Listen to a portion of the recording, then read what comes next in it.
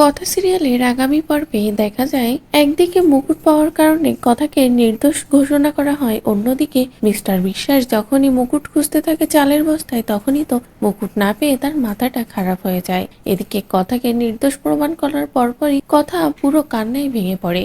অগ্নির সামনে দাঁড়িয়ে বলে, আপনি যদি না আসতেন পাচক মশাই তাহলে হয়তো আমাকে কেউ নির্দোষ প্রমাণ করতে পারতোই না, আমাকে হয়তো সারা জীবন জেলেই থাকতে হতো।